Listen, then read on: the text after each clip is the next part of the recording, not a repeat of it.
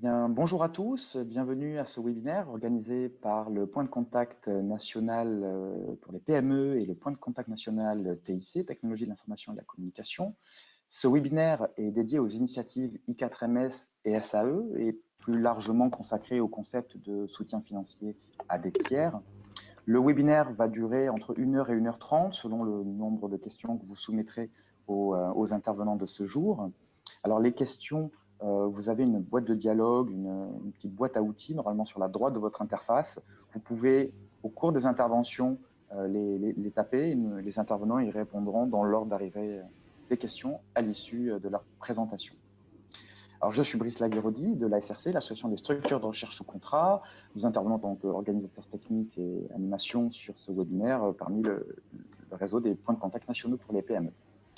Les intervenants de ce jour, nous entendrons dans un premier temps Laure Quintin du pôle Minalogie, qui est chargé de projet Europe et membre donc, du réseau PCN pour les PME. Ensuite, il y aura Claire Ferté, Business France, qui est coordinatrice PCN TIC donc pour le programme Horizon 2020. Et nous aurons ensuite le témoignage d'Albert Cohen de l'INRIA, qui a pu pratiquer ces différents outils dans le cadre du projet Tetramax. Nous retrouverons d'ici une quarantaine de minutes. Chaque intervention durera 15 à 20 minutes. Donc, dans 3/4 d'heure, nous pourrons nous retrouver pour un échange avec les intervenants. Je laisse sans plus attendre la parole à Laure Quintin. Bonjour. Bonjour, merci Brice, bonjour à tous. Alors, Laure Quintin, en charge des affaires européennes au pôle Minalogique, et depuis le début de cette année, j'ai rejoint le réseau des PCN, PME. Et aujourd'hui, je vais introduire un peu le concept donc de soutien financier à des tiers. Vous allez voir que ça a aussi d'autres noms. Je vais lancer ma présentation en espérant que vous la voyez tous. Voilà.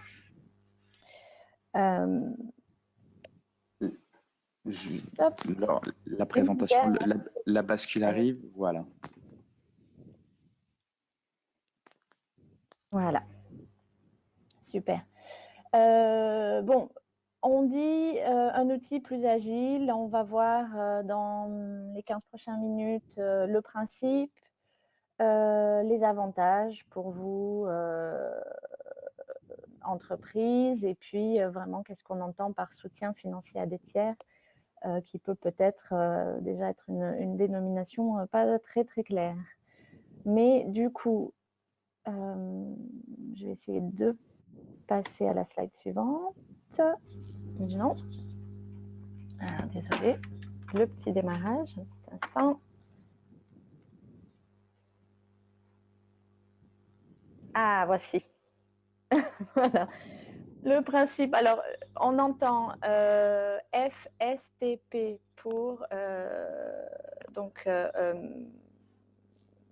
Financial Support to Third Parties. C'est le jargon vraiment très juridique d'Horizon 2020. On entend aussi ce qui veut dire la même chose.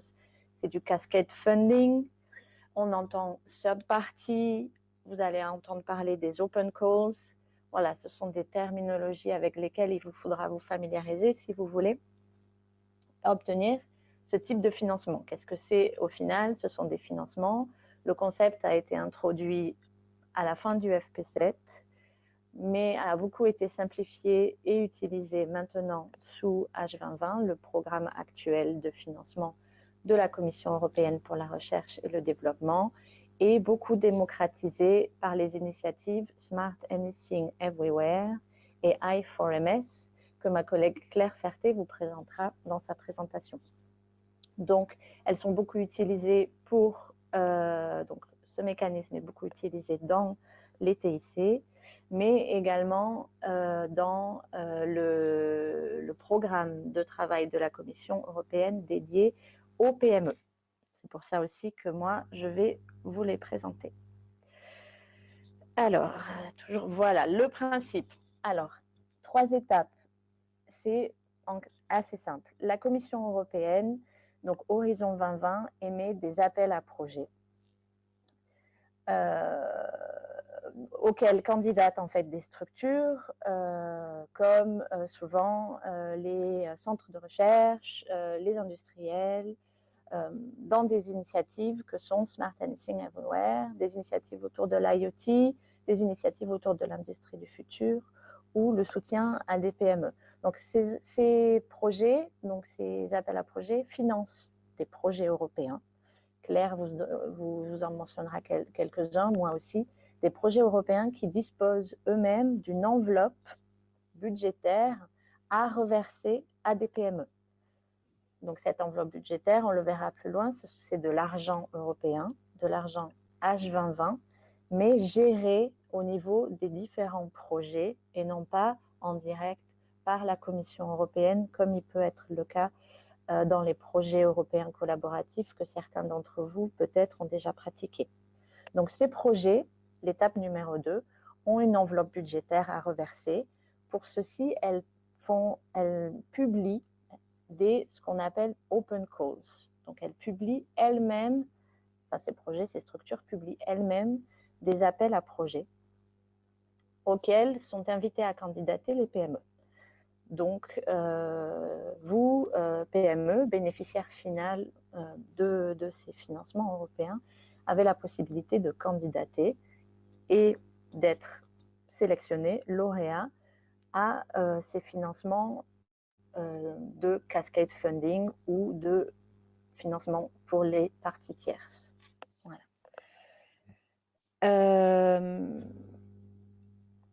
Hop, voilà. L'objectif premier de ce concept pour la Commission européenne, on va être clair, quand ils ont introduit ça en 2013-2014, c'était en fait afin de toucher un plus grand nombre de PME qui jusqu'à présent étaient plus ou moins quand même absentes ou minoritaires dans les projets européens. Donc, ça leur permettait à elles, enfin ça permet à la Commission européenne une gestion décentralisée des fonds et de toucher un plus grand nombre d'entreprises, de PME, en s'appuyant sur d'autres acteurs. Alors, Claire le précisera un peu plus dans sa présentation. Le but aussi premier, c'était d'accompagner les entreprises dans la numérisation, la digitalisation de l'industrie européenne. Pour les coordinateurs de projets aujourd'hui, qui sont majoritairement des centres de R&D ou des industriels, ça leur permet, c'est une nouvelle sorte de marketplace pour proposer à des entreprises leurs services et leurs expertises, tout en bénéficiant de financements européens pour ça, ou leur donnant en fait du financement européen.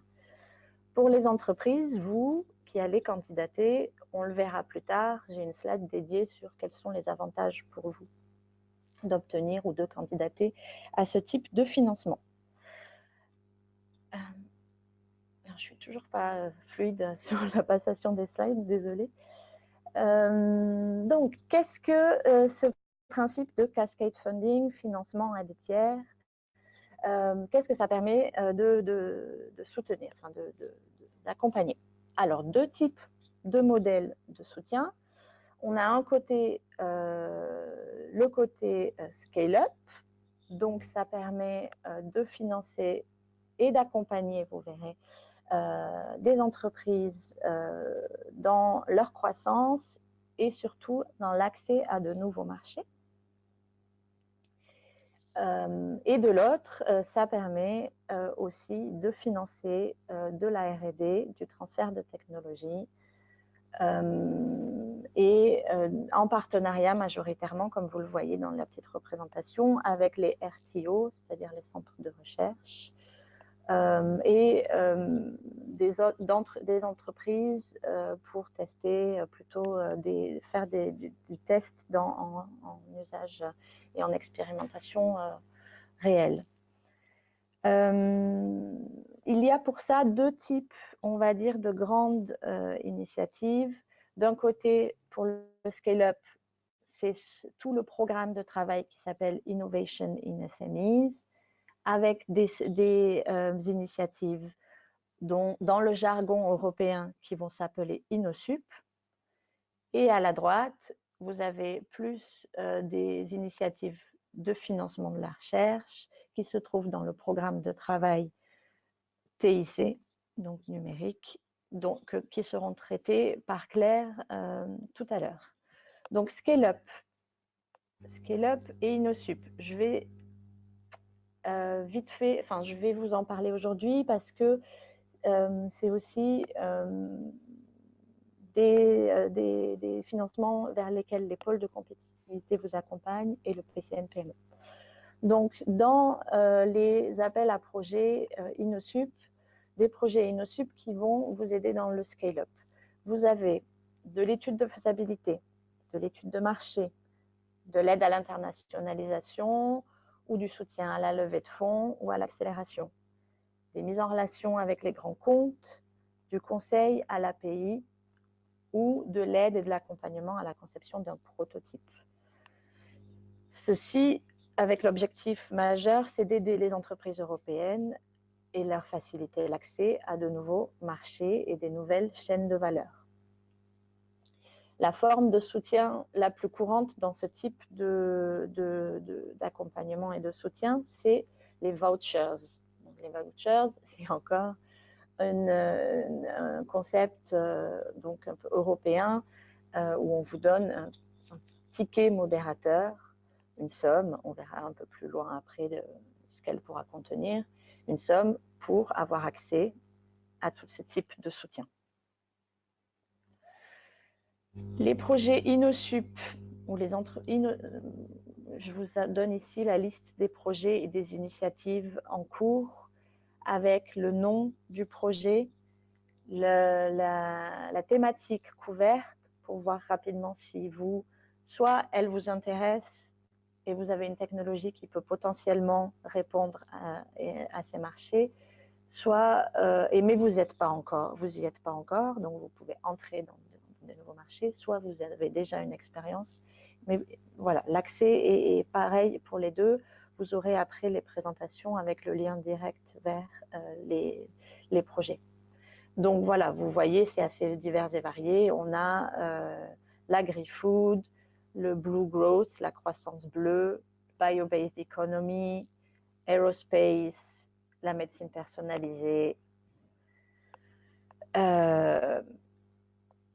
le véhicule autonome et connecté, la silver economy, les medical devices, à nouveau agro-food avec environnement et tout ce qui est le domaine des forêts, l'IoT pour l'industrie du futur, l'énergie, l'eau ou l'économie circulaire. Voilà, c'est actuellement les projets qui sont financés et qui publient des appels à manifestation d'intérêt, des appels à projets pour pouvoir bénéficier du soutien mentionné tout à l'heure. Donc, je vous invite à cliquer sur les liens plus tard. Aujourd'hui, bien entendu, on ne pourra pas tous les couvrir. Vous les avez ici. En tous les cas, elles suivent toutes une même pratique qui est la pratique imposée par les règles d'H2020. Alors, j'ai couvert ici les pratiques larges parce que vous verrez que d'un projet à l'autre, donc le concept large, d'un projet à l'autre, la pratique peut un peu varier. En tous les cas, pour toutes les coûts éligibles pour le financement du projet, ce sont ceux qui sont donc utiles à la bonne exécution du projet, à savoir les coûts internes de personnel, l'achat de matériel ou des frais de voyage. Les montants, donc ça c'est imposé aussi par les règles d'H2020, vont de 60 000 à 300 000 euros. Et cette subvention couvre 70% de vos coûts totaux, donc taux de financement de 70%. Le format, je disais tout à l'heure, c'est soit sous forme de forfait, lump sum, je crois que je l'ai mis, vouchers, pardon, ou aussi lump sums ou forfait, ou sous forme ou après justification des coûts, en fait. En tous les cas, il s'agit de subventions européennes provenant d'H2020.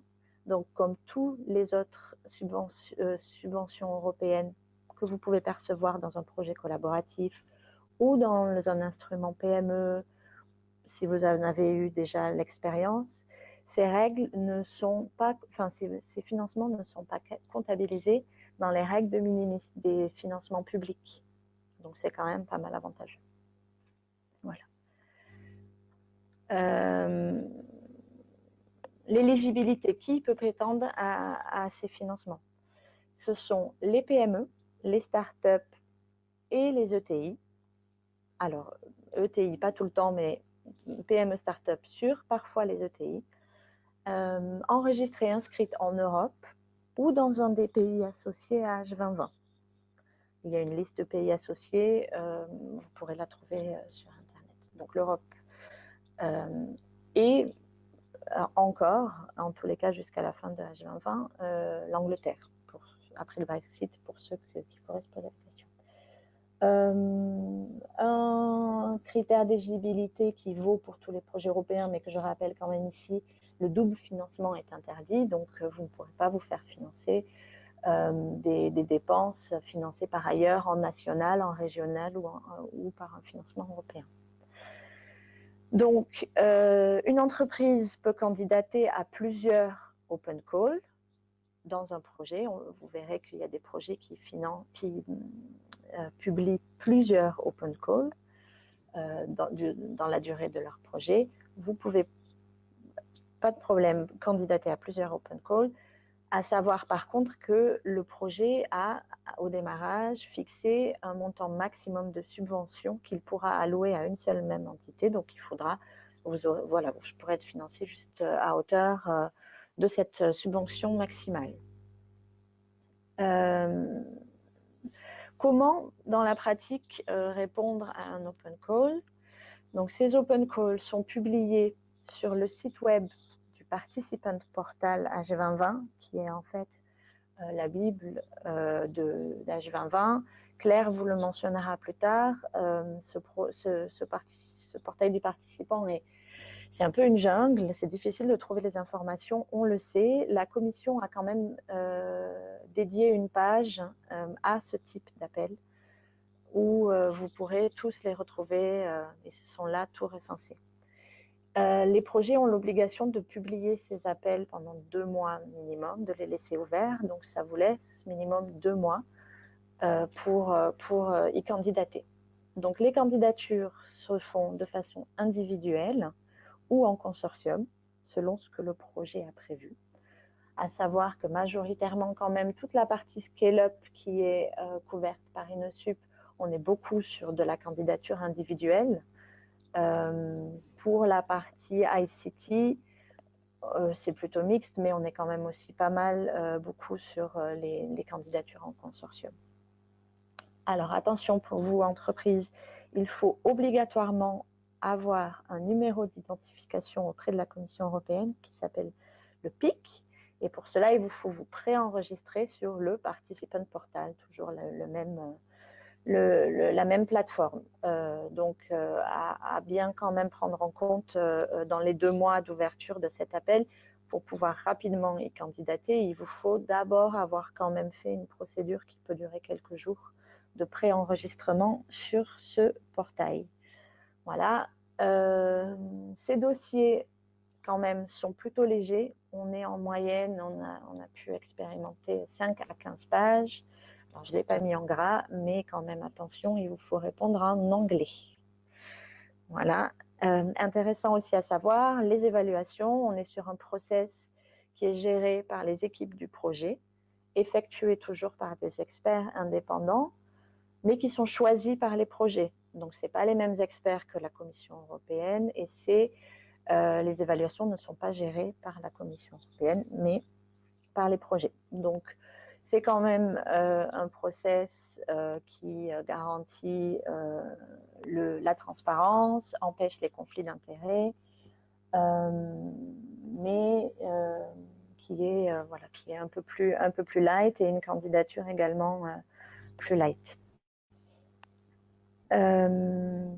Des informations aussi sur l'exécution du projet. Alors, une fois que vous avez candidaté, il y a une petite phase d'évaluation qui varie aussi d'un projet à l'autre. Elle n'a pas le droit d'être trop longue.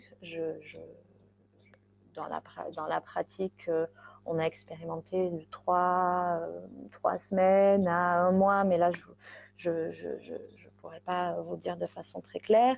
Par contre, l'exécution du projet, on est après, une fois que vous avez la subvention, sur des projets courts, allant de 6 à 18 mois. Donc la forme, je disais tout à l'heure, soit on est sur un forfait vouchers, soit sur un financement, une subvention sur la base des coûts éligibles qu'il vous faudra ensuite justifier. Comment vous faites? On est sur une contractualisation avec le partenaire du consortium. On ne contractualise pas avec la Commission européenne. Voilà. Généralement, le partenaire, c'est soit le coordinateur, soit le partenaire qui a la gestion et la responsabilité du lien avec les entreprises. Et vous êtes, si on suit le jargon européen, vous êtes officiellement, pour la Commission européenne, une third party, une partie tierce. C'est aussi voilà, une des dénominations que vous aurez sûrement à lire dans toutes les documentations.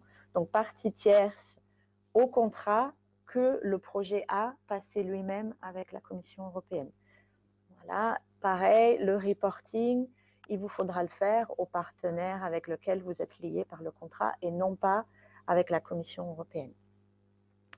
Point important, la gestion de l'API se fera par un accord de consortium light, toujours pareil, avec le même partenaire avec lequel vous avez contractualisé.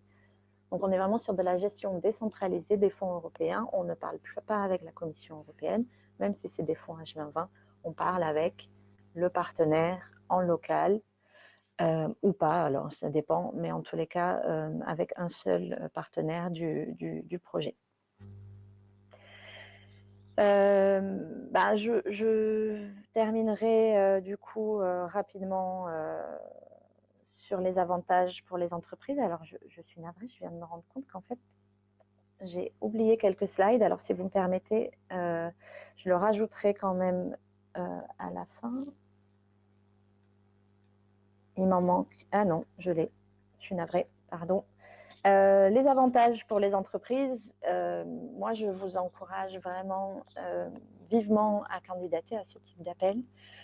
On est ici pour vous dans un cas de gestion beaucoup plus agile des financements européens, avec un accès beaucoup plus simple via un partenaire local ou national, parce que aujourd'hui en France, les acteurs se mobilisent les acteurs français se mobilisent pour obtenir ce type de financement dédié aux entreprises nationales. Donc, vous aurez sûrement dans l'un des projets présentés, donc soit les InnoSup tout à l'heure ou les autres projets que Claire dans le numérique va vous présenter tout à l'heure, vous aurez forcément un partenaire local ou national. Donc, c'est un accès quand même plus simple où avec on va dire une relation de confiance a pu se créer. On est sur des projets plus courts avec quand même un focus plus fait sur la stratégie de l'entreprise qui candidate. Donc, souvent plus en phase sur ce que vous attendez. Donc là, je vous ai rajouté un petit commentaire d'une entreprise grenobloise qu'on a pu amener sur ce type de financement, qui a pu témoigner qu'en fait, voilà, moyenne capitalisation, plus facile d'obtenir des projets au financement plus léger. Ce type de financement en cascade funding nous a permis de monter un projet quand même suffisamment ambitieux, avec des partenaires locaux qui leur a offert donc des accès à des technologies et des expertises de pointe. Et dans l'occurrence, il ne le met pas aussi, mais des plateformes et des infrastructures de pointe. Voilà. Donc, n'hésitez pas à candidater. Tout l'enjeu va être peut-être de trouver l'information en temps et en heure. Alors, pour ça, les points de contact, le réseau national essaie du moins de se constituer et de s'organiser. Donc, n'hésitez pas à nous contacter. Là, vous avez les membres du point de contact national PME, donc BPI France qui pilote, les ministères pour la constitution quand même de toutes les politiques, la SRC avec Brice aujourd'hui qui nous assiste techniquement et je le remercie. Les pôles de compétitivité, donc que Minalogic représente dans ce consortium. Mais si vous êtes membre d'un pôle, n'hésitez pas aussi à les solliciter, les instituts Carnot et la NRT. Je vous ai joint ici mes coordonnées. Vous pouvez aussi me contacter en direct. Voilà, donc on a vu j'espère le concept large. Si vous avez des questions, n'hésitez pas à les poser dans la petite boîte prévue par le GoToWebinar. Donc, on a vu plutôt aussi certaines initiatives pour faciliter l'accès au marché et l'accélération la maturité des entreprises innovantes. Alors c'est vrai que H2020, je ne l'ai peut-être pas mentionné, mais vise quand même les entreprises innovantes. Voilà, Claire va vous présenter maintenant deux initiatives et les opportunités de financement en cascade funding proposées par le programme de travail TIC, donc le numérique. Voilà. Merci à tous et puis à toi Claire. Merci Laure. Oui, bonjour, Claire Ferté. Je coordonne le point de contact national, donc TIC, Technologie de l'information et des communications. Et donc effectivement, comme on vient de voir avec Laure, donc normalement, j'espère que vous avez compris quel était le concept derrière le soutien financier à des tiers. Et comme elle le disait tout à l'heure, donc l'un des enjeux aussi, c'est de pouvoir trouver le projet auquel vous pouvez candidater. Moi, je vais vous présenter, et alors là, j'espère, donc juste ma présentation, donc voilà, diaporama. Alors j'espère que vous la voyez bien. On la voit très bien. Merci beaucoup Brice.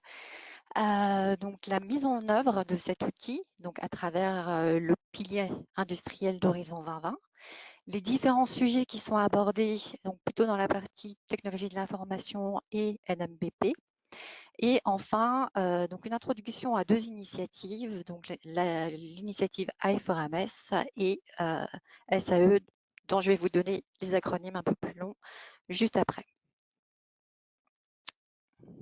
Donc, effectivement, le mécanisme de soutien financier à des tiers est principalement utilisé dans le pilier industriel du programme Horizon 2020. Donc, sur les deux thématiques, technologie de l'information et de la communication et nanotechnologie, matériaux, biotechnologie, production. Et donc, le programme Innovation in SMI. Côté donc TIC et NMBP, depuis 2014, vous avez 51 projets qui ont été lancés pour une subvention totale de 381 millions d'euros, dont 124 millions d'euros sont dédiés au soutien direct aux PME. Et côté innovation dans les PME, donc les projets InnoSup, depuis 2014, vous avez 13 projets qui ont été financés pour une subvention totale de 60 millions d'euros, dont 45 millions d'euros dédiés au soutien aux PME. Donc, vous voyez que ce sont quand même des financements qui sont assez importants pour les PME. Donc, côté rappel historique, on va dire, ça a été effectivement lancé dans l'FP7, côté TIC par un projet robotique. Pour ceux qui connaissent, c'était le projet ECORD. Et NMBP, ça a été lancé à travers l'initiative I4MS dans le programme Usine du futur. Sur les éléments statistiques, donc là, on est sur les thématiques TIC et NMBP au niveau européen. Donc, comme je vous le disais, 51 projets ont déjà été lancés avec donc déjà 30 millions d'euros qui ont été distribués via donc les open calls lancés par ces projets. Donc aujourd'hui, vous avez environ 600 bénéficiaires dans toute l'Europe et en moyenne des financements qui démarrent à partir de 25 000 euros et jusqu'à 150 000 euros. Donc on dit donc bénéficiaires. Donc, en ce qui concerne la place de la France, on est donc 5e bénéficiaire après l'Espagne, la Grèce, donc l'Angleterre, l'Italie. Mais ça ne veut pas dire qu'on est mauvais quand même. Au niveau donc français, on a quand même récupéré aujourd'hui près de 3 millions d'euros pour les acteurs français via ce financement. Et donc, comme vous le voyez, vous n'avez pas que des organismes de recherche qui bénéficient de ces fonds, mais bien des PME et des startups. Donc, on constate bien que donc, les deux objectifs de la Commission avec cet outil, qui sont donc de faire bénéficier à de nouveaux acteurs de ces fonds, est réalisé, et aussi que donc ces projets arrivent à diffuser de l'innovation à des acteurs qui ne disposent pas de ces ressources. Donc, on peut dire que pour le moment, les objectifs qui avaient été donnés par la Commission pour cet outil sont effectivement atteints. Et on espère donc avec cette présentation, d'autres acteurs français vont pouvoir bénéficier de ces fonds. Alors, en ce qui concerne les thématiques, donc ce que j'ai essayé de faire, parce que comme je vous l'ai dit, il y a 51 projets qui ont été financés depuis le début d'Horizon 2020 sur nos deux thématiques, et vous en avez d'autres qui arrivent bientôt, puisqu'on a un appel qui s'est clôturé au mois d'avril, qui finance des projets qui vont lancer des appels également. Donc j'ai essayé de vous faire une sorte de clusterisation des thématiques sur les TIC et NMBP. Donc, historiquement, on a eu beaucoup d'appels sur l'Internet, donc que ça soit donc Internet du futur, que ce soit l'IoT, donc l'Internet des objets, sur des technologies 5G. Vous avez un autre gros cluster qui est la numérisation de l'industrie, où on pourrait aussi mettre à l'intérieur la robotique, mais j'ai séparé volontairement les deux pour que vous les voyez mieux, parce que sinon, effectivement, le tableau devient illisible. Et vous avez aussi d'autres petites actions qui sont, pas petites actions, pardon. Vous avez aussi d'autres thématiques comme la Big Data, où là, vous avez uniquement 3 projets. Un sujet qui est un peu l'ovni de la thématique TIC, c'est des sujets sur les artistes. Intégrer en fait la vision des artistes dans les projets européens pour qu'on puisse développer de nouvelles idées sur des projets en fait qui sont déjà financés par la Commission européenne, qui développent des produits, et là on intègre une vision artistique pour améliorer on va dire ces produits. Et vous avez un des projets qui a pour objectif tout ce qui est standard.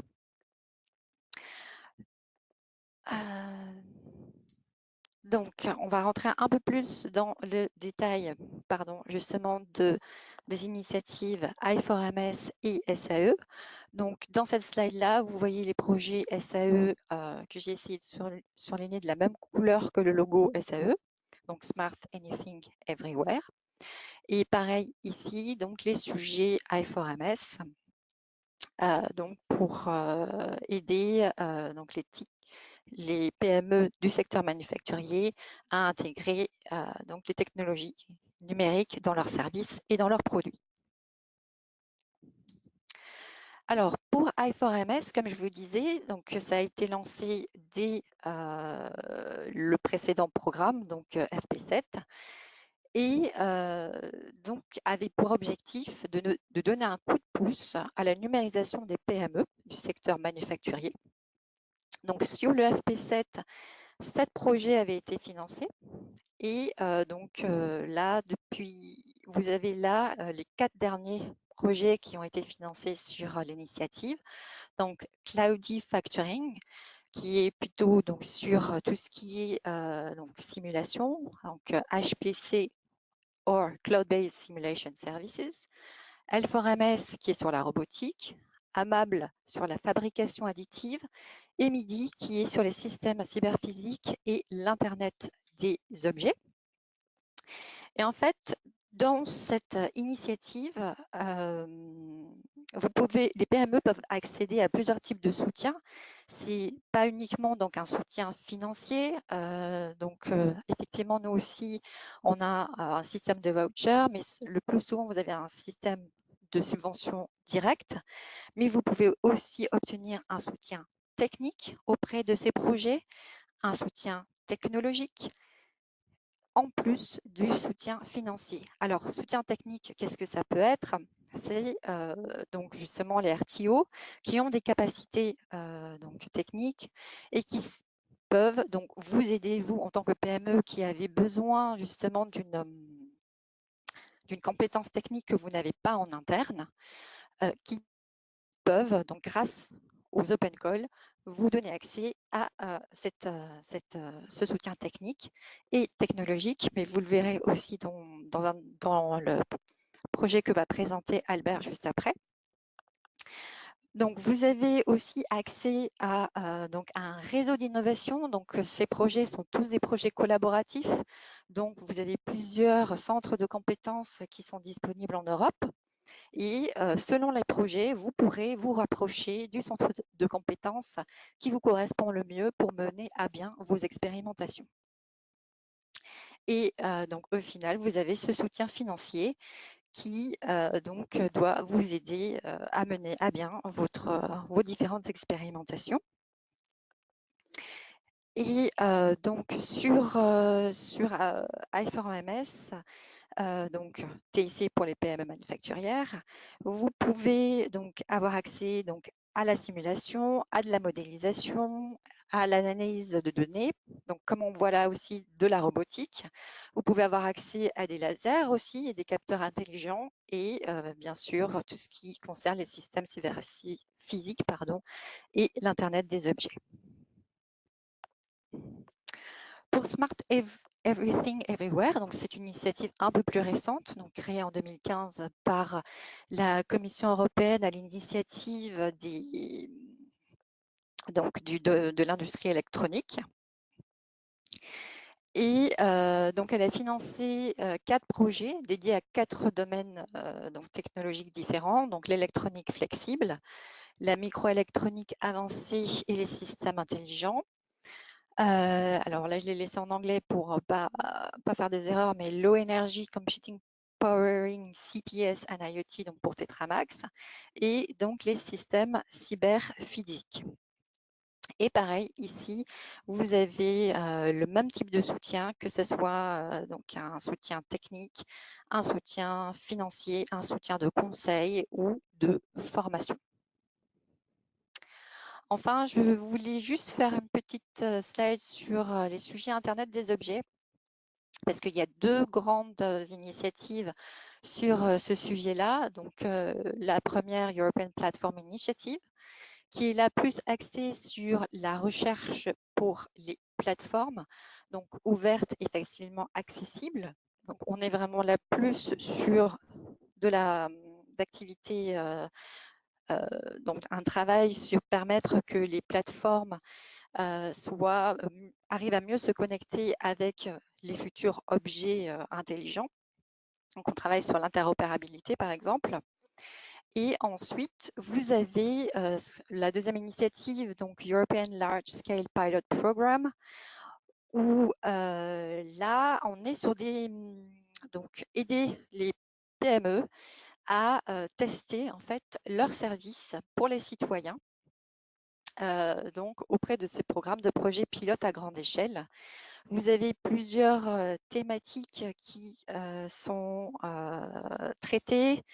Donc ici, vous avez 5 projets et donc je vous invite à retourner sur... alors, non, c'est moi qui dois le faire en plus, pardon. Donc, vous voyez sur IoT European Large Scale Pilot, donc là, je vous ai mis que 3 projets parce que ce sont les 3 qui lancent des appels. Donc, Activage, qui est plutôt sur les...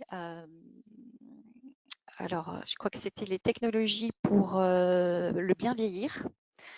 Vous avez Synchronicity et IOF 2020, IOF, qui est plus sur les thématiques donc de l'agriculture de mémoire.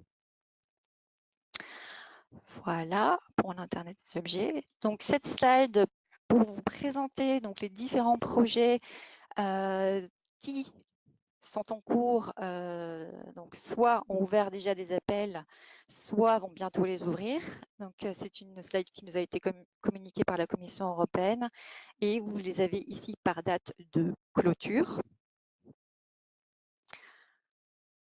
Ensuite, là, je vous ai mis donc les prochains projets qui vont lancer des appels. Donc, ces projets n'ont toujours pas de site internet. Ils ont été sélectionnés à l'appel d'avril 2018. Je vous les mets ici donc pour votre veille. Donc, a priori, ces projets devraient pouvoir lancer des appels à partir de janvier 2019.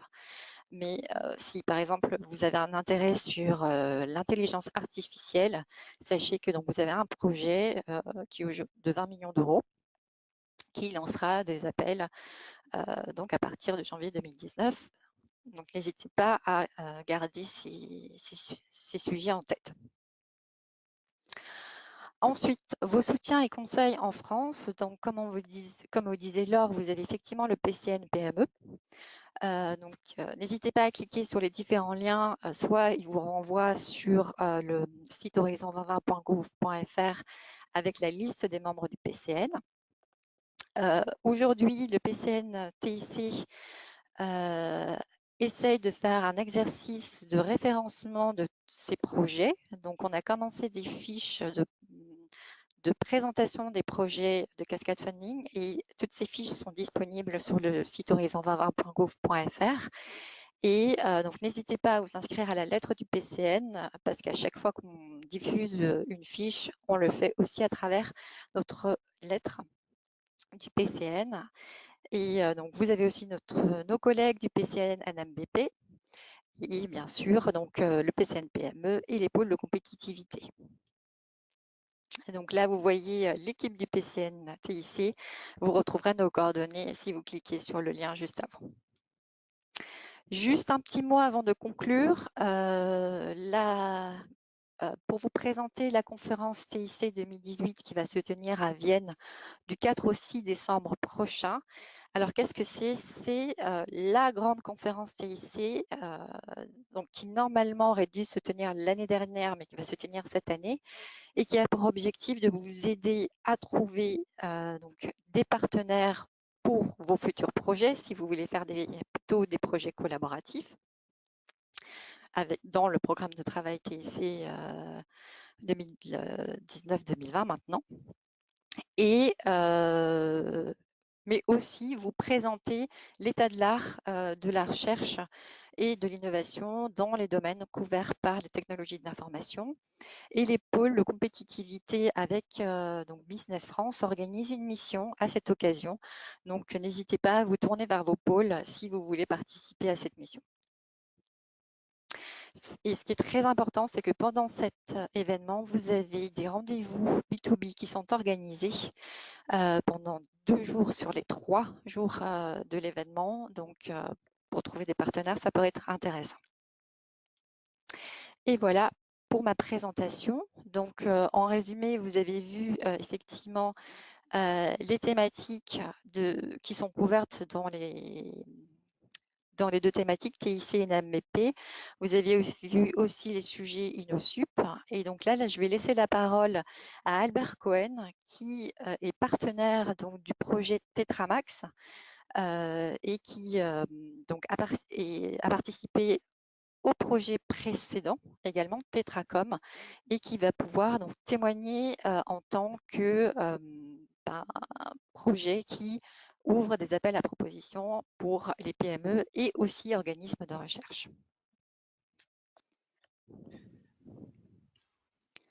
Je reprends la parole une seconde, Brice Lagueraudy, pour m'entendre. Monsieur Cohen, est-ce que vous nous entendez correctement? Est-ce que vous pouvez tenter d'activer le micro de votre côté pour que tout le monde puisse vous Voilà. entendre? Très Ça bien, sera on mieux vous comme entend. ça. Vous C'est m'entendez? parfait, merci beaucoup. On vous entend très bien. Ok, merci bien.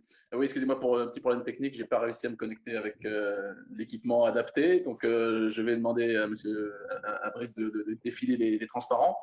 Donc oui, je suis chercheur à l'INRIA. Je travaille dans le domaine des systèmes de calcul au sens large, alors notamment dans l'embarqué, mais aussi dans le calcul haute performance. Et là, je vais présenter rapidement un témoignage du projet Tetramax qui a été nommé tout à l'heure. En essayant à la fois d'intéresser, de vous intéresser à participer à ce projet et puis plus généralement de donner une expérience. Donc, slide suivant, s'il vous plaît. Donc, c'est un projet qui est coordonné à l'université à Aachen, RWTH Aachen, par Rainer Leupers, qui était financé donc dans ce call dont il a déjà été question. Donc, il dure 4 ans, qui est assez gros, donc 7 millions d'euros. Il y a 22 partenaires qui sont à la fois d'origine académique et des PME. Qui ont l'habitude de travailler ensemble dans d'autres contextes. Donc, je reviendrai sur d'autres projets ou de réseaux de collaboration dont est issu Tetramax par la suite. Donc, il y a déjà pas mal d'expériences entre ces partenaires, à la fois au niveau recherche et de transfert technologique. Et le focus sur le Customized Low Energy Computing, il ne faut surtout pas le lire de manière trop restrictive. En fait, c'est quelque chose d'assez… Bon, c'était le thème du call, mais le projet finance des actions en transfert technologique de manière très large, du calcul haute performance à l'analyse de données, à l'intelligence artificielle, au calcul embarqué, au contrôle, au système critique, à l'industrialisation, à la numérisation dans des domaines extrêmement variés. Dès lors, disons qu'il y a une dimension calculatoire ou embarquée ou low energy, même au sens très large. Donc, ne soyez surtout pas restreint par ce focus. Transparent suivant, s'il vous plaît. Donc, c'est un projet, donc voilà, la liste des partenaires, très européen, pratiquement dans tous les pays européens, pratiquement, il y a une connexion soit directe avec un partenaire de cette zone, soit via un partenaire d'un pays voisin. Transparent suivant, s'il vous plaît. Donc, à l'instant, il a été mention d'un projet précédent qui s'appelait Tetracom, dans lequel le système de cascade funding n'existait pas encore, qui a servi en fait de pilote à l'établissement de ce projet de Tetramax. Donc, je vais commencer par juste vous rappeler un petit peu brièvement cette expérience. Donc, c'était une Coordination and Support Action du FP7, donc avant le H2020, qui a duré 3 ans à plus petite échelle, dont le but était précisément de tester le potentiel, en tout cas dans ce domaine de computing systems, de petits projets de transfert technologique et de voir s'il était possible, malgré l'absence d'un mécanisme aussi léger que le cascade funding, de travailler avec des partenaires qui sont ajoutés en cours de vie du projet. Donc, ça a été assez lourd à gérer puisque chaque nouveau partenaire nécessitait un amendement au Grant Agreement. Donc, il a fallu faire pas mal de paperasse et d'administration. Mais fort heureusement, le coordinateur avait pris toutes les dispositions et la commission aussi, donc le project officer aussi, avait prévu, hein, donc c'était un pilote, de mettre des ressources pour cela. Donc voilà, c'était relativement exceptionnel d'avoir un tel trafic administratif. Fort heureusement, ce niveau de lourdeur n'est absolument plus nécessaire, comme cela a été expliqué précédemment. Et donc, pour des projets de l'ordre de quelques dizaines de kilos euros en particulier, jusqu'à 300 kilos euros, on peut faire beaucoup plus simple avec des résultats donc, beaucoup plus facilement accessibles à des PME ou des petites équipes de recherche. Donc, le projet a été assez réussi en termes d'impact, en particulier dans le monde on va dire, pas forcément spécialistes des computing systems. Donc, pas mal de PME, donc la majorité des clients industriels du projet étaient des PME. la grande majorité, et une bonne partie n'était pas du tout spécialiste d'architecture des ordinateurs ou de high performance computing ou quoi que ce soit. Donc c'était des gens qui étaient très souvent intéressés à plutôt une démarche de numérisation de leur activité industrielle. Donc au total, il y a eu 50 projets de transfert technologique qui ont été financés. Il faut remarquer que dans ce projet, 100% du financement allait aux universitaires, aux académiques, qui devaient retrouver des fonds, des matching funds du côté du client industriel, mais le projet Tetracom ne finançait pas directement les PME ou les partenaires industriels. C'est différent dans le schéma de cascade funding et dans le projet Tetramax dont je parle juste après. Transparent suivant. Donc, je ne vais pas passer dans le détail, hein, évidemment, sur l'évaluation et l'impact du projet, mais vous pouvez trouver des informations en ligne sur le site de Tetracom. On peut dire que sur les 50 projets de transfert qui a eu lieu, qui ont en moyenne à peu près une valeur de 40 à 50 kg €, il y a eu un impact qui est assez énorme en termes de création d'emplois, en termes de brevets, en termes d'impact sur les finances et la création de nouvelles activités par rapport à un projet européen de cette taille, puisqu'il n'y avait que 2 millions d'euros de financement public. Donc là, on parle de 12 brevets qui ont été soumis, de 4 startups qui dérivent directement ou indirectement des travaux de transfert technologique. Donc alors que bon, la création de startups n'était pas l'objet initial du projet. Donc c'est des chiffres qui sont très très importants par rapport à l'impact, à l'investissement financier de départ. Donc, il y a un facteur multiplicatif, je pense, qui est central dans cette activité de transfert technologique, qui est également très intéressante pour les universitaires. Donc, je pourrais revenir plus longuement sur la motivation pour les partenaires académiques à participer à ce type de projet. Mais cet impact multiplicatif, je veux vraiment insister là-dessus parce que c'est ça qui nous a motivés et qui a aussi permis de convaincre la commission de financer un projet plus ambitieux. Donc, transparent suivant. Donc voilà, donc c'est exactement de ça dont il s'agit, hein, le passage à l'échelle en tirant parti du cascade funding, parce que ça aurait été impossible de faire quelque chose de plus gros. Déjà, 50 projets, c'était énorme avec l'ancien système. Transparent 7, s'il vous plaît. Donc là, on essaie de passer à l'échelle de pratiquement toute l'Europe. L'ambition, c'est évidemment d'être le numéro 1 dans le domaine computing systems, on va dire, embarqué ou plus général. De fournisseurs de technologies, donc pas uniquement de financement sous forme de vouchers, de projets de transfert technologique, mais plus généralement de technology brokerage, on pourrait dire. Donc de fournir du soutien technologique, fournir du soutien de conseil, d'aide à l'industrialisation de procédés, de mise en relation, énormément d'activités de coordination, de communication. Donc, c'est un tout. L'ambition de Tetramax n'est pas que de financer des projets technologiques, même si c'est la partie la plus visible, en particulier financièrement. Donc, l'ambition, c'est d'arriver à faire à peu près le triple que le projet Tetracom en termes de transfert technologique financé, avec à peu près, au lieu de 13, je crois on avait 13 partenaires industriels dans le projet, là on passerait à peu près à 50. Et de créer évidemment des emplois, des revenus mesurables. Donc il y a une partie importante du projet qui concerne on va dire les métriques, hein, donc, la mesure de cet impact qui nous concerne moins dans le cadre de ce webinaire. Transparent suivant. Donc, je ne vais pas passer beaucoup de temps sur évidemment la description de la terminologie technique du projet. Je précise juste que l'architecture du projet est constituée de ce qu'on appelait au départ des Competence Center Networks. Donc, vous trouverez pas mal de documentation en ligne qui parle de CCN, qui sont en fait les points de contact nationaux, les points de contact régionaux pour trouver de l'information, pour se renseigner sur les calls, pour trouver des partenaires, etc. Alors, ce terme CCN a été renommé en Technology Brokerage Network, donc TBN, mais vous trouverez les deux terminologies sur le site web. Donc, essentiellement, il y a une mise en relation qui est centralisée par ces TBN ou ces CCN, d'entreprises qui peuvent être des grands groupes ou des PME ou des ETI, des universitaires et des partenaires européens pour la plupart. Donc, il est possible de collaborer avec des partenaires non européens, mais ça reste l'exception et non la règle pour des questions évidentes de financement européen. Je précise par contre que les financements offerts par Tetramax ne peuvent viser, comme cela a été expliqué avant, que des laboratoires ou des PME, éventuellement des ETI. mais pas des grands groupes. Et les taux de financement sont effectivement de 70% maximum pour les entreprises. Pour les laboratoires, ça peut monter jusqu'à 100%. Donc l'esprit, c'est toujours du transfert technologique, donc transparent suivant. Sauf que cette fois-ci, on va considérer trois types d'activités de transfert.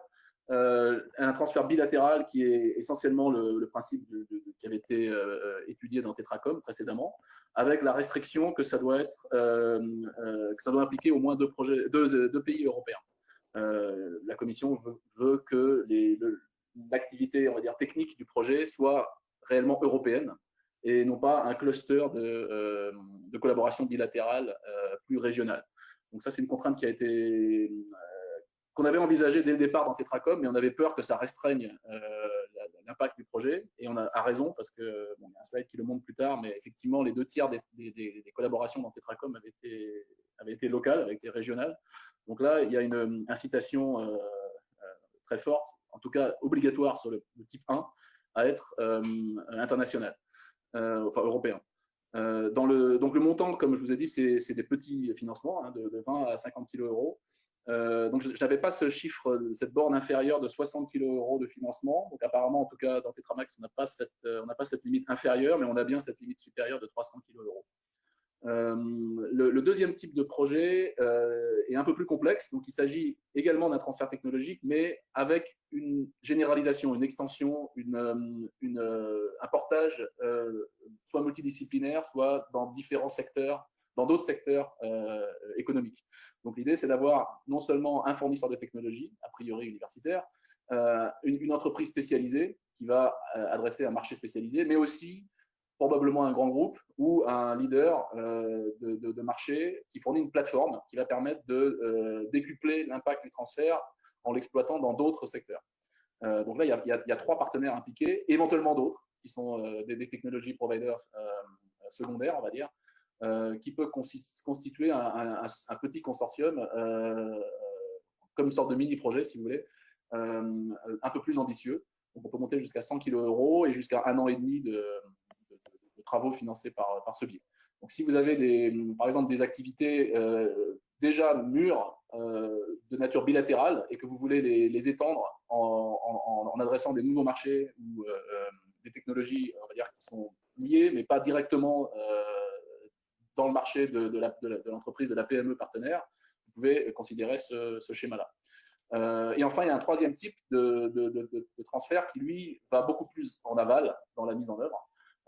Donc, il va nécessiter un montage de business plan, une démarche de création d'activité, de spin-off typiquement.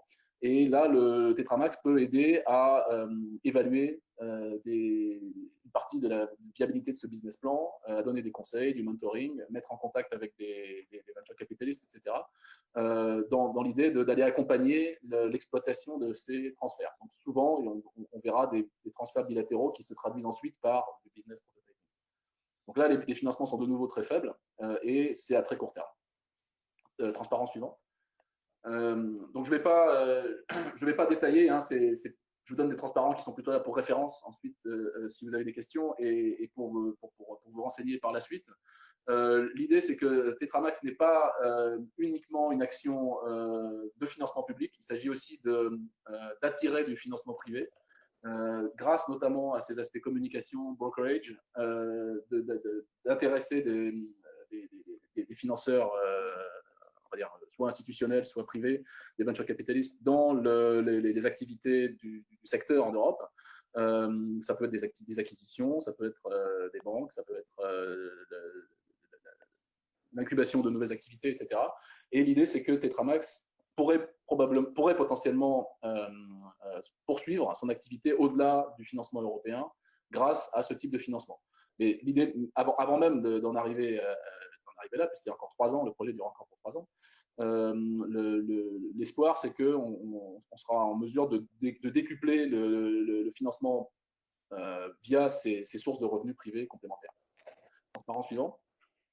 Bon, là, il a déjà été question de ces projets sœurs, on va dire, de ces activités des stakeholders qui sont également associés au même call, donc je ne vais pas revenir là-dessus. Je veux juste mentionner le réseau européen HiPeak dont j'ai déjà parlé, en haut à droite. sur lequel, donc vous pouvez aller voir le site web de ce réseau qui est très riche. C'est un réseau qui est plutôt né du monde du high performance computing, mais également des systèmes embarqués, donc très spécialisé dans ces domaines à l'origine, mais qui s'est beaucoup étendu. Et vous pouvez trouver énormément de points de contact. Il y a un job market, il y a une conférence, il y a une summer school, il y a énormément d'activités régionales également qui sont sous l'égide de HiPeak. Donc ça, c'est une autre CSC européenne, mais qui anime une communauté bien établie sur laquelle s'appuie le projet Tetramax. Donc n'hésitez pas à vous référer également à cette source d'information et à participer à HiPeak si vous voulez maximiser vos contacts dans ce domaine. Transparent suivant. Donc là, évidemment, je ne vais pas faire le tour des work packages du projet, hein, ça serait barbant et c'est pas très intéressant. Je voudrais juste revenir un petit peu en détail, un petit peu plus sur la forme des calls qui peuvent être sujets à ce cascade funding. Donc, ce qui est l'activité du work package 2 dans le projet, et mentionner également que les partenaires du projet eux-mêmes, donc là c'est dans le work package 3, peuvent eux-mêmes participer à des transferts technologiques, mais indépendamment du cascade funding. Je ne sais pas si ça a été mentionné tout à l'heure, mais pour un projet qui fait du cascade funding, c'est au maximum 50% du financement qui peut être dédié à des partenaires extérieurs au projet initial. Et donc, il y a une partie significative du projet Tetramax qui est également menée, enfin le travail technique est également mené par les partenaires du projet. Transparent suivant. Donc ça, c'était juste pour quelques statistiques sur le projet de Tetracom, justement pour montrer cet aspect régional des collaborations bilatérales dans ce cas-là. Donc là, on a forcé les collaborations bilatérales à ne pas être régionales pour aller plus loin justement que cette diagonale des collaborations pays à pays. Je précise quand même que les projets plus ambitieux, donc qui impliquent une plateforme, donc un partenaire multidisciplinaire, ou de business prototyping, enfin d'entrepreneuriat, sont moins soumis à cette contrainte. Donc l'entrepreneuriat, il n'y a pas du tout de contrainte locale, à part typiquement impliquer un mentor ou du conseil venant si possible d'un autre pays européen, mais pas dans la mise en œuvre. Et dans les projets plateformes, il est tout à fait possible que l'essentiel de l'activité soit locale, avec une extension, par exemple, européenne, d'une collaboration bilatérale locale. C'est des choses qui sont plus flexibles si on sort du cadre strictement bilatéral. Transparent suivant, donc je laisse plutôt les trois transparents qui suivent pour des questions éventuelles. Donc c'est plutôt pour vous détailler le principe. Le financement va soit à des PME ou éventuellement des mid-cap ou aux partenaires académiques. Donc l'idée plutôt, enfin les projets qui financent plus des académiques et moins surtout les entreprises moyennes vont sans doute avoir une évaluation d'impact plus élevée parce qu'on peut considérer que la demande industrielle est mesurable aussi par la quantité de ressources qui peuvent être mises en œuvre par le partenaire industriel. Donc, si l'essentiel des fonds va au partenaire industriel, il y aura certainement une pénalité à ce niveau-là. Mais en pratique, les deux types de partenaires peuvent être financés. Transparent suivant. Donc voilà, bon, j'ai essentiellement tout dit là-dessus, hein, c'était plus pour référence. On peut passer au transparent 16. On allait trop vite, je pense. Oui, excusez-moi. Oui, bon, essentiellement, on peut aller directement au transparent 17 pour gagner un peu de temps, si vous voulez. Donc, le transparent 17, et puis je reviendrai s'il y a des questions sur les détails des trois types de TTX. Voilà, donc ça, c'est pour vous donner… Pardon ? Non, c'est bon, je voulais m'assurer que ça soit bon, la bonne slide. Oui, parce qu'effectivement, le suivant n'était plus très précis. Donc, oui, pour finir, juste quelques chiffres sur l'ampleur globale du projet, et puis un résumé. Donc, l'idée, c'est que à peu près 1,8 million d'euros sera dédié au cascade funding dans Tetramax. Donc, il y a déjà eu des calls qui ont été lancés.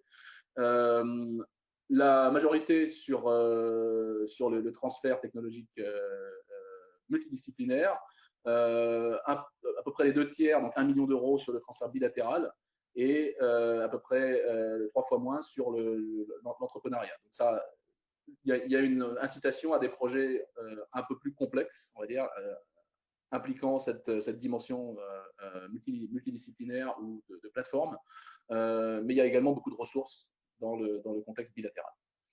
Transparent suivant. Donc ça, c'est plutôt une liste de domaines de spécialisation technique qui sont représentés dans les partenaires signataires du projet, donc tous les competence centers dont je parlais tout à l'heure. Donc c'est extrêmement vague et indicatif, hein, absolument pas restrictif. Mais vous pouvez vous référer à cette liste si vous cherchez des partenaires dans la numérisation, par exemple, dans ces techniques-là.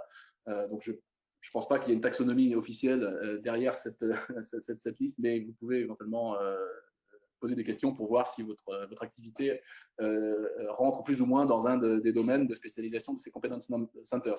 Je rappelle aussi que chaque competence center, donc chaque responsable de la coordination au niveau régional, a également pour tâche de vous orienter sur d'autres partenaires de la même région qui auraient des compétences plus adaptées pour votre collaboration, que ce soit des entreprises ou des universitaires. Transparent suivant. Donc, le calendrier. Donc là, on est proche de la fin de la première année du projet. Donc, il y a 3 calls qui sont actifs, hein, enfin, qui ont eu lieu ou qui sont encore actifs. Donc, là, on va démarrer le call entrepreneurial.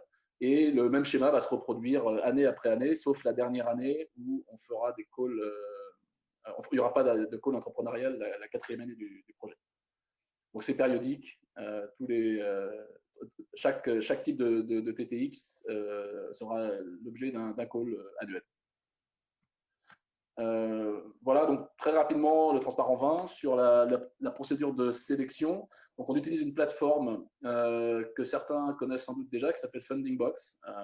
Donc, c'est une société spécialisée dans le brokerage et le financement, l'accès au financement public pour les PME notamment. Donc, ça, c'était un avantage par rapport à tout faire soi-même. Donc, je ne suis pas spécialiste moi-même de cette entreprise ou de la plateforme, mais je dois dire effectivement que c'est très riche et efficace. Et ensuite, il y a un comité externe d'experts qui est recruté par le projet Tetramax, qui fournit des rapports, un comité interne et une sélection par le steering committee du projet. Donc, il y a une évaluation indépendante par ce comité externe. La procédure est légère, le nombre de pages des propositions est effectivement, comme ça a été dit, typiquement de 5 à 10 pages. Des propositions très courtes sont tout à fait claires et limpides et finançables. Ce n'est pas la peine d'en mettre des tartines. La légèreté du processus est absolument un élément central du design de Tetramax. Et ensuite, des projets, lorsqu'ils se terminent, ont également un rapport à fournir, également très léger, et des statistiques pour l'évaluation d'impact, pour montrer à la commission la bonne utilisation des fonds. Je passe sur les critères d'évaluation. Vous pourrez me poser des questions dessus, mais c'est à peu près évident. Donc, c'est le transparent 21 et le transparent 21. Je précise juste donc au niveau méthodologique, le transparent 22, que donc, comme j'ai dit, les partenaires du projet Tetramax sont également impliqués dans le transfert technologique, mais ne participent pas aux open calls. Bien évidemment, ils ne peuvent pas être à la fois partenaires et juges et parties. Donc, le cascade funding, les open calls sont strictement dédiés au cascade funding. Il n'y a pas de fonds ouverts qui peuvent être réutilisés par des partenaires de Tetramax. Et le processus d'évaluation est le même, de reporting est le même pour les partenaires. En termes d'équité, on a essayé de faire en sorte que ça soit à peu près propre. Pour conclure, donc il y a beaucoup d'autres activités, je n'ai pas le temps d'en parler. Vous pouvez aller voir le site web de Tetramax. En particulier, je vous ai dit sur la mise en relation, sur la dissémination, la communication, la coordination avec d'autres réseaux ou d'autres activités dans le secteur. Donc, le site web est assez riche. Vous pourrez trouver des informations là-dessus. Et je termine de Transparent 24 sur les points de contact. Donc, vous pouvez me contacter plus pour très longtemps, donc Albert Cohen à l'INRIA, parce que en fait, je vais changer de job bientôt.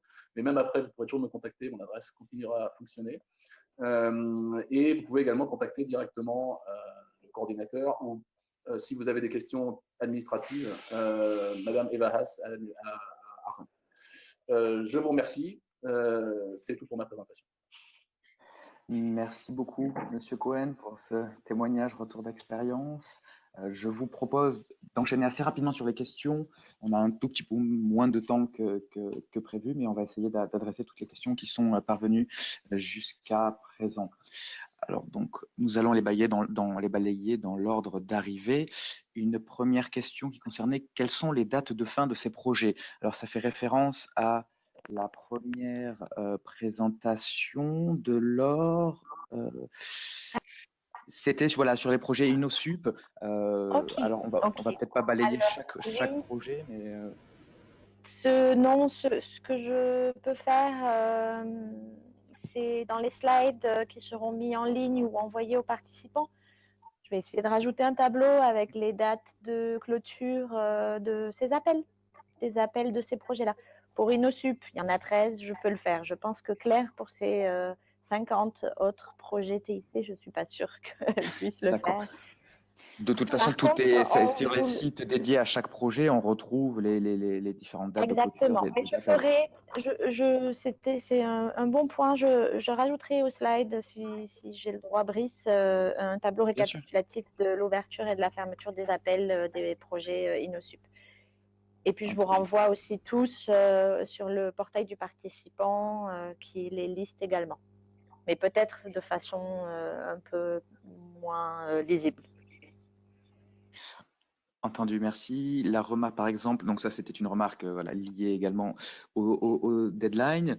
Une question, c'est quoi la croissance bleue? Alors on va peut-être pas, c'est pas le cœur du sujet d'aujourd'hui. Je me permets d'y répondre très rapidement et vous apportez des éléments si nécessaire. La croissance bleue concerne tout ce qui, c'est une stratégie de long terme qui concerne tout ce qui est des leviers de croissance autour des secteurs marins et maritimes. Donc énergie de la mer, exploitation minière des fonds sous-marins, la pêche, je crois, entre également vous corroborez mes dires Oui. pour la croissance bleue. Bon, voilà, Oui. on va passer à une autre question plus en lien directement avec le sujet du jour. Bonjour, y a-t-il ou y aura-t-il une évaluation de ces projets InnoSup? Alors là, j'avoue ne pas bien comprendre la question. Oui, alors, Madame Quéron, si vous voulez préciser votre question, n'hésitez pas, nous y reviendrons par la suite. Un remerciement, une remarque. La fenêtre de tir des appels à projets est courte, il n'est donc pas facile de se tenir à jour et d'informer les PME dans les temps. Pour nous, organismes intermédiaires, cluster en l'occurrence. De plus, les règles sont différentes pour chaque projet et pas toujours clairement expliquées. C'est une remarque. Est-ce que vous voulez apporter un élément d'éclairage là-dessus? Alors, moi, je veux bien apporter une remarque, c'est qu'aujourd'hui, la fenêtre de tir a au moins une date, on va dire une période minimum, parce que dans les précédents appels qui avaient commencé, notamment dans l'Internet du futur, vous aviez des appels qui étaient ouverts à moins d'un mois. Mm. Donc, on va dire qu'il y a une amélioration quand même d'avoir au minimum 2 mois et aujourd'hui, les appels sont souvent ouverts sur 3 mois. Je sais que la Vous fenêtre de avez, tir est ah, courte. oui. Vous Euh, avez, vous avez oui, aussi, comme M. Cohen l'a présenté, des initiatives qui se constituent, donc Smart Anything Everywhere, I4MS ou même IoT, font elles-mêmes de l'information, on va dire, regroupée, vulgarisée, condensée, et qui regroupe plusieurs projets. Donc ça aussi, c'est quand même des mesures de facilitation, on va dire. Pour les InnoSup, ça n'existe pas encore. À voir avec les structures locales, comme je vous disais, rapprochez-vous de vos structures locales pour voir comment améliorer l'information sur ces projets-là. Mais je suis d'accord avec cette remarque. Par contre, il n'existe pas encore. C'est pas structuré comme H2020 qui, quand même, ceci étant dit, c'est structuré depuis le FP4. Hein, donc ça doit faire doit presque faire 20 ans que la Commission européenne s'est structurée. Là, ces projets-là, ce type de projet existe depuis 2013. Donc voilà, on essaie, Merci. les PCN, mais à vous aussi d'aller chercher l'information en tant Un point, qu'intermédiaire pour vos adhérents. Voilà. un point supplémentaire, donc complémentaire aux informations locales, dans le domaine Smart Anything Everywhere, donc SAE, il y a cette CSA qui s'appelle Smart for Europe, Oui. dont l'un des rôles est précisément de catalyser, de collecter, de servir de portail pour les activités des autres projets. Donc ça, c'était le transparent 11 dans ma présentation, mais j'en ai pas parlé. Mais effectivement, vous pouvez aller voir Smart for Europe pour ce domaine-là en particulier. Merci. Je reviens simplement à la question précédente, puisque nous avons eu des précisions. Donc, y a-t-il ou y aura-t-il une évaluation de ces projets InnoSup? On parle de donc comparer les projets, en évaluer l'efficacité, en tirer des enseignements. Alors ça, c'est la Commission européenne qui effectue normalement ce travail. À ma connaissance, pas encore. Ceci dit, je ne suis pas sûre que ça soit fait systématiquement pour toutes les thématiques et tout H2020 dans le global. Claire, je ne sais pas ce que tu en penses. C'est pas fait pour les TIC forcément non plus. Alors, pour les sujets TIC et NMBP, à la demande des États membres, effectivement, il y a une évaluation de tous les projets qui financent donc des tiers. Donc ce sont effectivement des informations qui sont demandées par les États membres, notamment c'est comme ça qu'on sait qu'effectivement la France, on a reçu 3 millions d'euros depuis le début de 2014. On sait donc quels sont les acteurs qui sont financés, mais après en termes de effectivement efficacité après coup, savoir si ça a généré des emplois ou si ça a généré donc de la création d'entreprise, c'est pas encore une étude qui va se faire. On peut par contre effectivement envisager de demander ça à la Commission. Dans le cas de Tetramax, donc, je participe à cette évaluation interne et j'étais en charge de l'évaluation d'impact de Tetracom précédemment, mais les documents ne sont pas publics. Donc, il n'y a que des transparents et quelques témoignages comme ça que vous pouvez trouver sur le site web. Le détail de l'impact evaluation est envoyé à la Commission qui ne rend pas de documents publics. D'accord. Très bien, merci. Alors, question suivante. Nous allons regrouper les deux questions qui sont en lien. Bonjour Laure. Est-ce que les open calls des projets InnoSup en cours sont bien ouverts à toutes les PME européennes ou bien ils peuvent être réservés à certaines zones géographiques? Et la question qui me semble liée, c'est pourquoi dans certains projets, les appels à projets ne sont que pour certaines régions ou certains pays, alors que pour d'autres, toutes les entreprises européennes sont éligibles.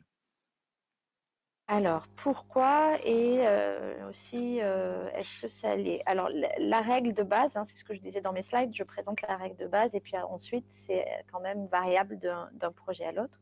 La règle de base, c'est que toute entreprise européenne ou domiciliée dans un pays associé à H2020 peut candidater.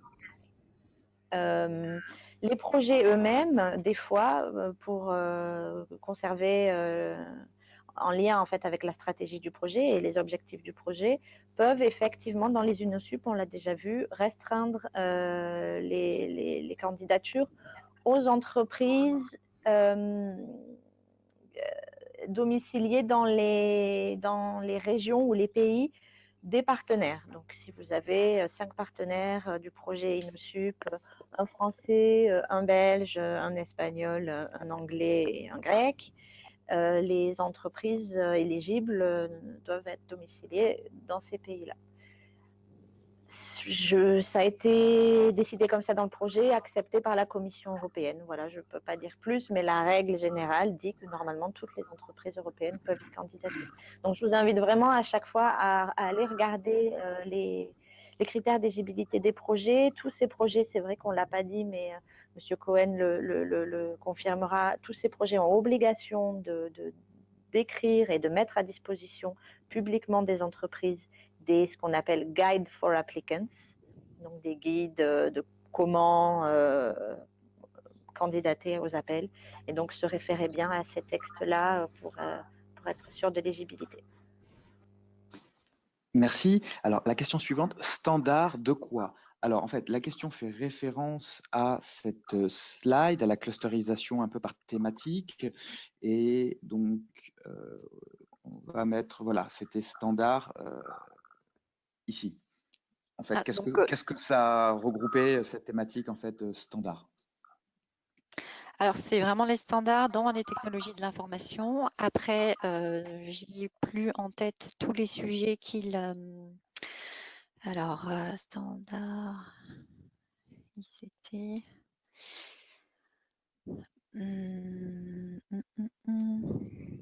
Alors, j'ai plus en tête tous les sujets que ça couvre, mais normalement, on reste sur sur des sujets TIC. Je pense qu'on est sur les standards qu'on peut appliquer sur l'Internet des objets, sur le big data. Et ce sont des appels assez spécifiques. Me rappeler des 51 projets, là, j'ai du mal. Bien sûr. Mais la réponse sera sans doute sur le site dédié au projet et on peut peut-être y apporter directement par email à la personne concernée, si besoin, la réponse précise. J'enchaîne assez vite car il nous reste peu de temps. Y a-t-il une définition européenne des mid-caps? Alors, pardon, excusez-moi. Il y a une définition officielle des PME. Il n'y a pas de définition officielle des mid-caps. À ma connaissance, la Commission européenne y planche dessus pour le prochain programme cadre. Est-ce que Claire, tu confirmes? Oui, il n'y a pas de définition effectivement des mid-cap. On est plus sur les PME. Alors j'espère que dans le prochain, on aura cette définition. Merci. Bon, Juste, oui, pardon. je reviens sur la question précédente. Effectivement, on est bien sur la standardisation des sujets, mais tout TIC, que ce soit la 5G, le cloud, l'Internet des objets, la partie cybersécurité, e-santé, etc. Vraiment, on travaille sur les standardisations du numérique à l'échelle internationale avec soit vraiment les sujets 5G, données, cloud, etc. et leur application dans des secteurs comme le transport, l'énergie, la santé, etc. Voilà. Merci pour la précision. Bonjour, en quoi consiste le call entrepreneurial? Ok. Donc peut-être qu'on peut revenir sur le transparent Oui, Max, sur le transparent 16.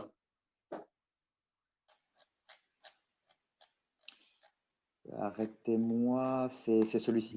Juste avant. Celui-là, oui. Voilà. Donc l'idée c'est aval par rapport à un technology transfer project classique.